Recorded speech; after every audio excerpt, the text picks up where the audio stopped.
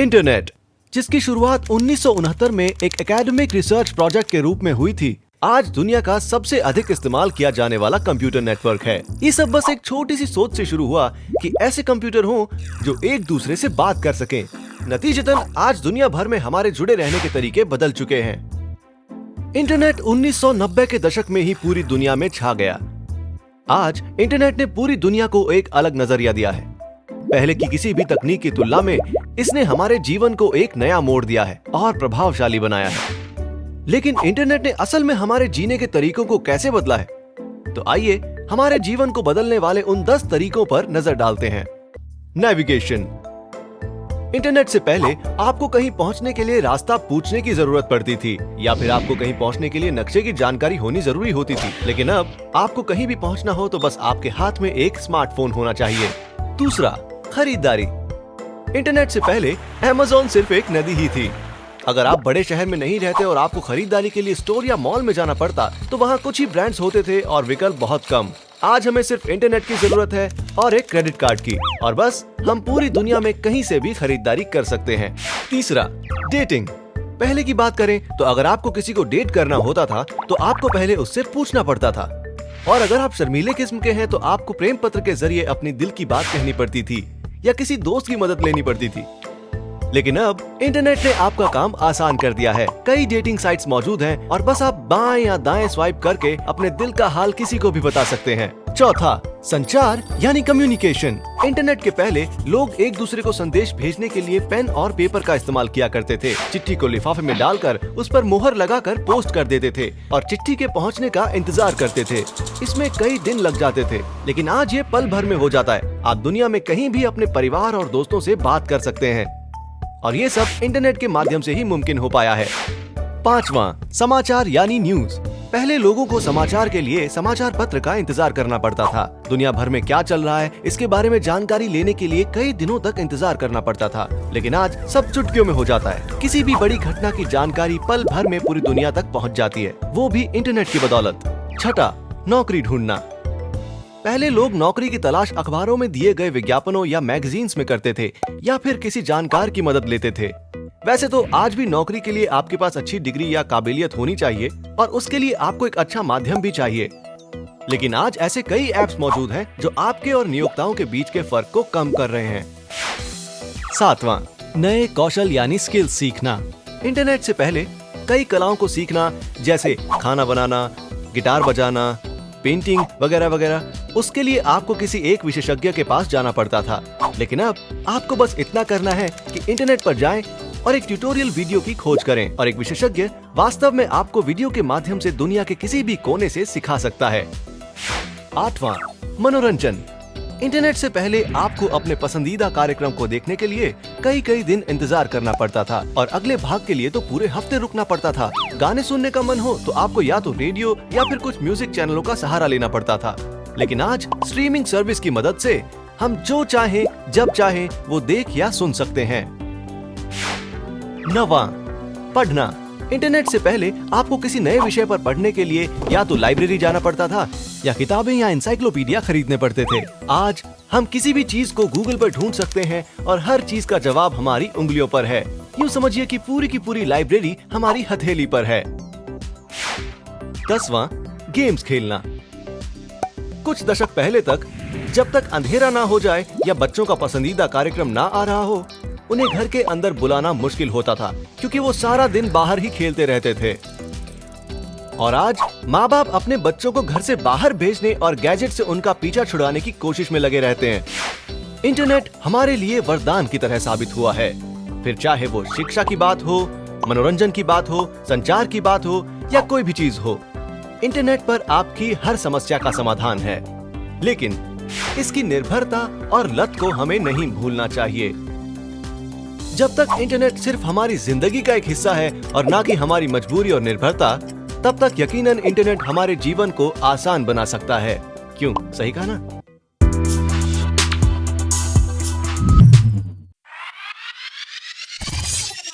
हमारी उंगलियों पर निशान यानी फिंगरप्रिंट्स क्यों होते हैं? शेरलॉक होम्स अक्सर कहता है कि एक अचूक अपराध जैसी कोई चीज नहीं होती।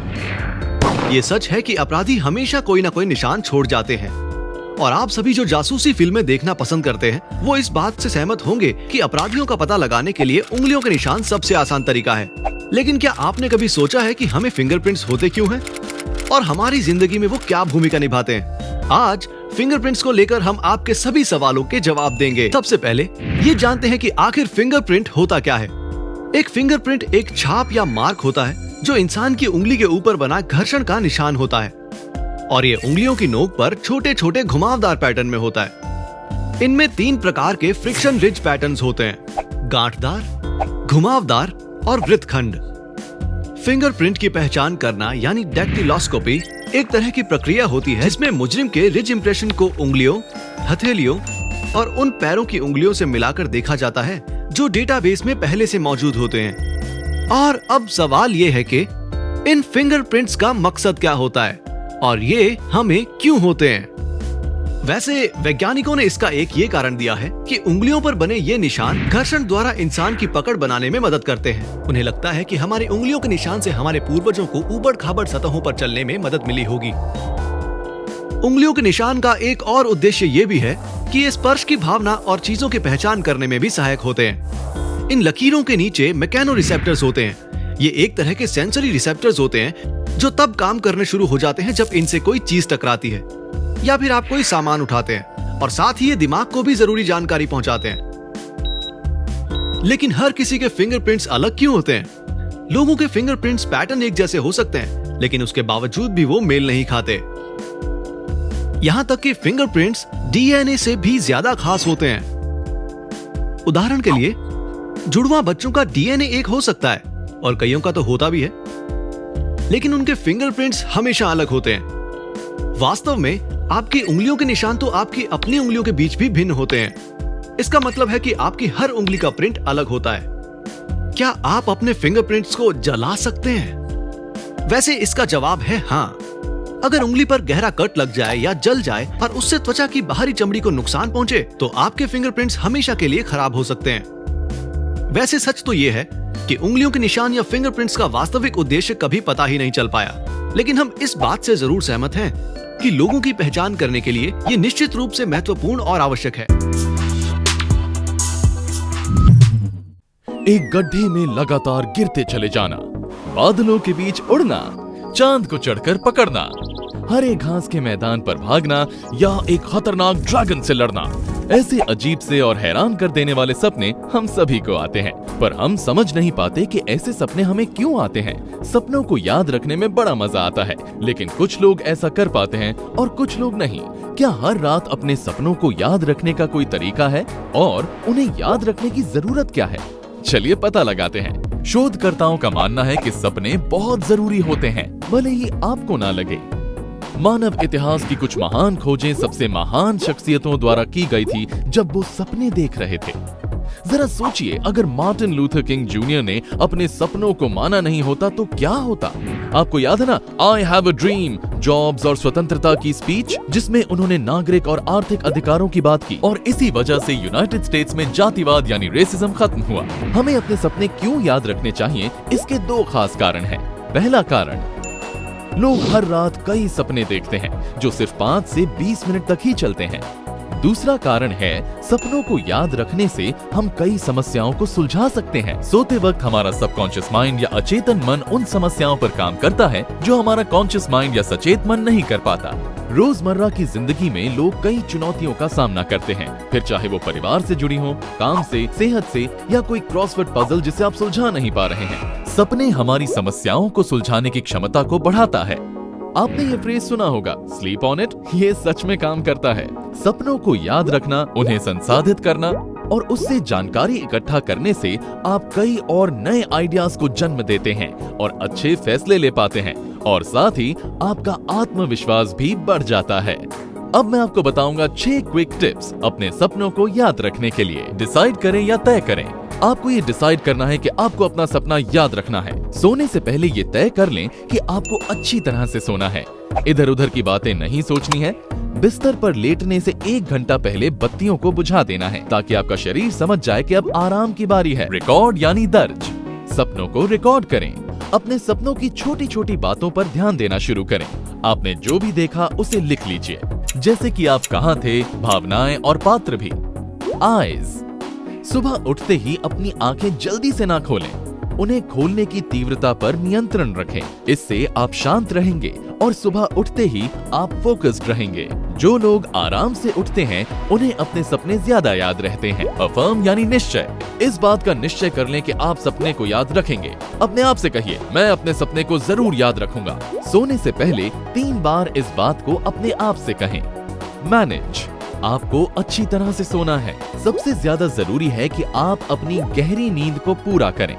आप सपने ज्यादातर तब देख पाते हैं जब आपकी बॉडी पूरी तरह से रिलैक्स्ड होती है, इसलिए ध्यान रहे अच्छे से सोना है। शेयर यानी बांटें, अपने सपनों को परिवार में किसी के साथ, दोस्तों के साथ या जिनसे आप शेयर करना चाहते हैं उनके साथ शेयर कीजिए। जितना आप शेयर करेंगे उतना ही वो सपने आपको याद रहेंगे। अगर मैं आपसे कहूं कि आपकी कार दुर्घटना होने की संभावना कम हो सकती है, बीमार होने से लड़ने की आपकी क्षमता में सुधार आ सकता है और एल्जाइमर होने की संभावना भी कम हो सकती है, लेकिन एक मिनट, अगर मैं आपसे कहूं कि इस महाशक्ति के लिए आपको बिल्कुल भी खर्च करने की जरूरत नहीं है तो, क्योंकि ये तो आपके पास पहले से ही मौजूद है। और वो महाशक्ति क्या है? नींद। आज हम नींद लेने के लिए आपकी सराहना करने वाले हैं और साथ ही नींद से जुड़ी कुछ प्राथमिकताओं पर आपको फिर से सोचने पर मजबूर करने वाले हैं। नींद हमारी जिंदगी का लगभग 1/3 भाग ले लेती है, लेकिन हम इस बात पर अधिक ध्यान नहीं देते। हर बार लोगों से सिर्फ इस बात का बहाना कर देना कि काम ज्यादा था इसलिए नींद पूरी नहीं हुई, ये तो आम बात हो गई है। क्योंकि आप अधिक काम कर रहे हैं, ये अक्सर सम्मान के रूप में देखा जाता है। नींद को हमें समय बर्बादी नहीं समझना चाहिए या फिर आराम करने का तरीका नहीं मानना चाहिए। ये हमारे शरीर के महत्वपूर्ण कार्यों में से एक है। पूरी नींद लेने से शरीर में सभी जरूरी प्रणालियां संतुलन में रहती है, जैसे रेस्पिरेटरी, सर्कुलेशन, ग्रोथ और इम्यून रिस्पॉन्स। जो लोग पूरी नींद नहीं लेते हैं उनमें अक्सर ऐसी बीमारियों के संकेत नजर आते हैं, जैसे मोटापा, डायबिटीज, डिप्रेशन, अल्जाइमर्स और कैंसर। तो क्या नींद वाकई मायने रखती है? वैसे इसका सीधा जवाब है हाँ। आइए एक नजर अच्छी नींद लेने के फायदों पर भी डाल लेते हैं। पहला, सीखना और याद रखना। नींद दिमाग को मेमोरी कंसोलिडेशन नाम की एक प्रक्रिया के माध्यम से किसी भी नई जानकारी को याद रखने में मदद करती है। अध्ययन से पता चला है कि काम सीखने के बाद सो जाने से बाद में वो काम अच्छी तरह हो पाता है। दूसरा, मेटाबॉलिज्म और वजन। नींद ना आने की वजह से वजन बढ़ता है, क्योंकि इससे हमारे शरीर की प्रक्रिया और कार्बोहाइड्रेट को स्टोर करने के तरीके पर काफी असर पड़ता है और भूख बढ़ाने वाले हार्मोन के स्तर में बदलाव आता है, जिससे वजन बढ़ता है। तीसरा, सेफ्टी। रात में नींद पूरी ना होने की वजह से दिन में आपकी आंख लगने की ज्यादा संभावना होती है, जिसकी वजह से आप काफी गलतियां करते हैं, जैसे कि चिकित्सा में, हवाई यातायात दुर्घटनाएं और सड़क दुर्घटनाएं। चौथा, मूड। नींद की कमी से चिड़चिड़ापन, अधीरता, ध्यान केंद्रित करने में असमर्थता और मन विचलित हो सकता है। कम नींद की वजह से आप उन चीजों को भी करने में थकने लगते हैं जिन्हें आप करना चाहते हैं। पांचवा, कार्डियोवैस्कुलर हेल्थ। जिन्हें नींद न आने की बीमारी होती है उन्हें बहुत ज्यादा तनाव, हार्मोन के स्तर का बढ़ना और अनियमित धड़कन की शिकायत रहती है। छठा, बीमारी। नींद की कमी हमारे इम्यून फंक्शन में बदलाव ला देती है, जिससे शरीर की किलर सेल्स पर भी फर्क पड़ता है। अच्छी नींद लेने से कैंसर से लड़ने में मदद मिलती है। तो हमें कितने घंटों की नींद लेनी चाहिए? अडल्ट्स को एक रात में लगभग 7 से 9 घंटों की नींद की आवश्यकता होती है। टीनेजर्स को 8 से 10 घंटे की आवश्यकता होती है और 6 से 12 साल के बच्चों को 10 से 13 घंटों की जरूरत होती है। तो अब हम में से कितने वास्तव में कह सकते हैं कि हम नियमित रूप से इन आवश्यक घंटों की नींद लेते हैं? इसलिए कोशिश कीजिए कि आप हर रोज अच्छी नींद लें और उसके बाद फर्क आप खुद ही देख लेंगे। उम्मीद है आपको अच्छी नींद लेने के फायदे समझ में आए होंगे। इंटेलिजेंस, ये शब्द सुनते ही आपके दिमाग में क्या आता है? आप शायद गणित, विज्ञान या एल्गोरिथम्स और मुश्किल सवालों वाले आईक्यू टेस्ट्स के बारे में सोचते हैं, है ना? यदि आप गणित या अलग भाषा सीखने में अच्छे हैं, तो स्कूल में पढ़ना आपके लिए एक अच्छा अनुभव रहा होगा, क्योंकि शिक्षा प्रणालियों की बात करें तो यही 2 मुख्य इंटेलिजेंस हैं। लेकिन एक अध्ययन के अनुसार ये चीज पिछले कुछ वर्षों में बदल गई है, क्योंकि उसके अनुसार दरअसल 9 तरह की इंटेलिजेंस है। अमेरिकन साइकोलॉजिस्ट हावर्ड गार्डनर ने थ्योरी ऑफ मल्टीपल इंटेलिजेंसेस बनाई है। इसके अनुसार 9 ऐसे क्षेत्र हैं जहां लोग इसमें कुशल हो सकते हैं। तो आइए जानते हैं 9 तरह की इंटेलिजेंस कौन सी हैं। पहले नंबर पर है नेचुरलिस्ट इंटेलिजेंस यानी प्रकृतिवादी। जिन लोगों के पास उच्च प्रकृतिवादी बुद्धि होती है वे प्रकृति में ज्यादा रुचि रखते हैं, पर्यावरण की खोज करते हैं और अन्य जीवित चीजों के बारे में सीखते हैं। ऐसे व्यक्ति अपने पर्यावरण में होने वाले छोटे छोटे से बदलाव को भी समझ लेते हैं। इन्हें वनस्पति विज्ञान, जीव विज्ञान और जूलॉजी जैसे विषयों में रुचि होती है। उन्हें कैंपिंग, गार्डनिंग, हाइकिंग और बाहर घूमने का शौक होता है। दूसरे नंबर पर है म्यूजिकल इंटेलिजेंस यानी संगीत की समझ या फिर साउंड स्मार्ट। जो लोग संगीत में रुचि रखते हैं वो पैटर्न, लय और ध्वनियों को अच्छे से समझते हैं। संगीत को लेकर उनका प्रेम असीम होता है और ऐसे लोग अक्सर संगीत रचना यानी कॉम्पोजिशन और परफॉर्मेंस में अच्छे होते हैं। उन्हें गाना गाना, संगीत वाद्य यंत्र बजाना भी पसंद होता है। इतना ही नहीं, वो संगीत के पैटर्न और स्वर को आसानी से समझ लेते हैं। तीसरे नंबर पर है लॉजिकल मैथमेटिकल इंटेलिजेंस या जो गणित में रुचि रखने वाले व्यक्ति होते हैं। जिन लोगों की मैथमेटिकल इंटेलिजेंस ज्यादा होती है वो तर्क पैटर्न को पहचानने और तार्किक रूप से समस्याओं का विश्लेषण करने में सक्षम होते हैं। वो जटिल समस्याओं को सुलझाने में माहिर होते हैं और मुश्किल से मुश्किल मैथमेटिकल प्रॉब्लम्स को भी सॉल्व कर लेते हैं। चौथे नंबर पर है एग्जिस्टेंशियल इंटेलिजेंस यानी अस्तित्वगत बुद्धिमत्ता। उच्च अस्तित्ववादी बुद्धि वाले लोग अच्छे दार्शनिक विचारक यानी फिलोसॉफिकल थिंकर्स होते हैं। वो जीवन और मानव अस्तित्व से जुड़े सवालों के बारे में सोचते हैं, जैसे कि जीवन का अर्थ क्या है, हम क्यों मरते हैं और हम यहाँ कैसे आए। पारस्परिक यानी इंटरपर्सनल इंटेलिजेंस यानी पीपल स्मार्ट। जिनके पास पारस्परिक बुद्धिमत्ता है वो दूसरों को समझने और बातचीत करने में अच्छे हैं। ऐसे व्यक्ति अपने आसपास के लोगों की भावनाओं, प्रेरणाओं, इच्छाओं और इरादों का आकलन करने में माहिर होते हैं। वे बातचीत या बिना बात किए भी लोगों को समझ जाते हैं। छठे नंबर पर है शारीरिक यानी बॉडीली किनेस्थेटिक इंटेलिजेंस। जिनके पास उच्च शारीरिक किनेस्थेटिक बुद्धि है वे शारीरिक समन्वय यानी फिजिकल कोऑर्डिनेशन में काफी अच्छे होते हैं। वो हाथ आंख में अच्छा तालमेल बिठा लेते हैं और नृत्य और खेल में अच्छे होते हैं। सातवें नंबर पर है लिंग्विस्टिक इंटेलिजेंस यानी भाषाई बुद्धिमत्ता। जो लोग भाषाई मौखिक बुद्धि में अच्छे होते हैं वे लिखते और बोलते समय शब्दों का अच्छी तरह से उपयोग करने में सक्षम होते हैं। ऐसे व्यक्ति आमतौर पर कहानी लिखने, जानकारी याद रखने और पढ़ने में बहुत अच्छे होते हैं। ये बहस करने या भाषण देने में निपुण होते हैं और वो चीजों को काफी अच्छी तरह से समझते भी हैं। आठवें नंबर पर है इंट्रापर्सनल इंटेलिजेंस यानी सेल्फ स्मार्ट। अच्छी इंट्रापर्सनल इंटेलिजेंस वाले व्यक्तियों में बहुत कमाल की आत्म जागरूकता होती है और वो स्वयं की भावनात्मक विचारों, भावनाओं और प्रेरणाओं को समझते हैं। ऐसे व्यक्तियों को खुद का विश्लेषण करने में मजा आता है और अक्सर दिन में सपने देखना, दूसरों के साथ संबंध तलाशना और अपनी व्यक्तिगत शक्तियों का आकलन करने में व्यस्त रहते हैं। 9वें नंबर पर है दृश्य स्थानिक यानी विजुअल स्पेशियल इंटेलिजेंस। ऐसे लोग आसानी से चीजों को विजुअलाइज कर लेते हैं, साथ ही उन्हें पैटर्न्स पहचानने में दिक्कत नहीं होती है। ऐसे लोग जल्द ही किसी पहेली, चित्र, ग्राफ या चार्ट्स को सुलझा लेते हैं या समझ लेते हैं और तो और ये नक्शे भी बहुत जल्द ही समझ लेते हैं। तो ये थी 9 प्रकार की इंटेलिजेंस। आपको क्या लगता है कि आप सबसे अच्छे किसमें हैं?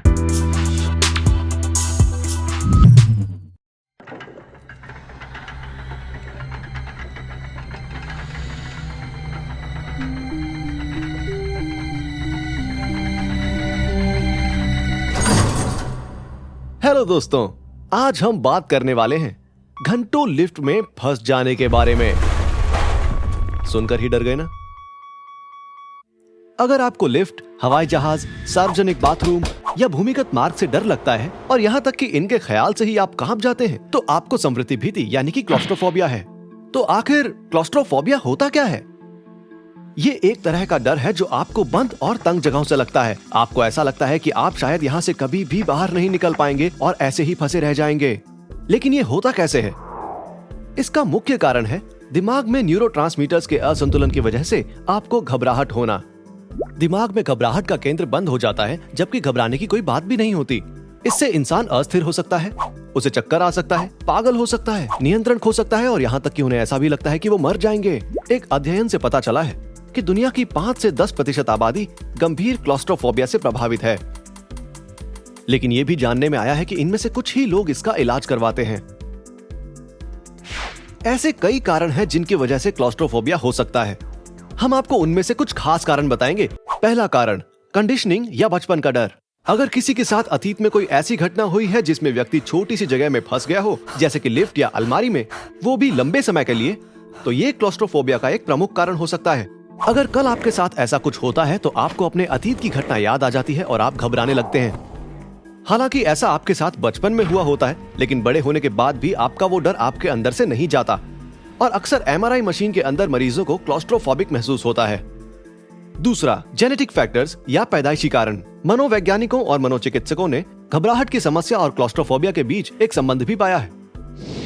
एक अध्ययन से पता चला है कि जिन्हें घबराहट की समस्या है उनमें आम आदमी के मुकाबले छोटे एमिग्डालाए होते हैं, यानी हमारे दिमाग का वो हिस्सा जो डर को संसाधित करता है। ये छोटा आकार आनुवंशिक होता है और परेशानी तब शुरू होती है जब दिमाग को डर और खतरे दोनों को एक साथ समझने में दिक्कत होती है। तीसरा कारण, नियर स्पेस या करीब आने का डर। एक और अध्ययन से पता चला है कि क्लॉस्ट्रोफोबिया प्रत्येक व्यक्ति के दूसरों के करीब आने से संबंधित है। ज्यादातर लोगों की पर्सनल स्पेस केवल उनके हाथों जितनी होती है। वहीं जिन्हें क्लॉस्ट्रोफोबिया होता है वो लोगों से बहुत दूर ही रहना चाहते हैं और जैसे ही कोई उनके करीब आने की कोशिश करता है उनका दम घुटने लग जाता है। एक अध्ययन से यह भी पता चला है कि पुरुषों की तुलना में महिलाओं को क्लॉस्ट्रोफोबिक होने की अधिक संभावना है। चौथा कारण, एक्रोफोबिया यानी ऊंचाई का डर। शोधकर्ताओं का यह भी मानना है कि क्लॉस्ट्रोफोबिया का संबंध एक्रोफोबिया से हो सकता है, जो कि ऊंचाई का डर है। इसके पीछे कारण यह है कि क्लॉस्ट्रोफोबिया वाले लोग क्षैतिज जगहों को कम आंकते हैं, उसी तरह से एक्रोफोबिया वाले लोग खड़े स्थानों को ज्यादा आंकते हैं। अन्य वैज्ञानिकों का मानना है कि हम सभी को क्लॉस्ट्रोफोबिया होता है और यह हम सभी के अंदर, लेकिन हमारे आनुवंशिक यानी कि जेनेटिक कोड में कहीं दबा हुआ होता है। यानी कि हम अब भी ये जानने की कोशिश कर रहे हैं कि लोगों को क्लॉस्ट्रोफोबिया क्यों होता है, और एंजाइटी यानी कि चिंता की तरह इसका भी कोई इलाज नहीं है। क्लॉस्ट्रोफोबिया का इलाज आमतौर पर मनोचिकित्सा द्वारा किया जाता है। विभिन्न प्रकार के परामर्श आपको अपनी घबराहट और पुराने डर को दूर करने में मदद करते हैं, लेकिन आपके लिए हमारे पास भी कुछ सुझाव हैं जो इससे निपटने में आपकी मदद कर सकते हैं।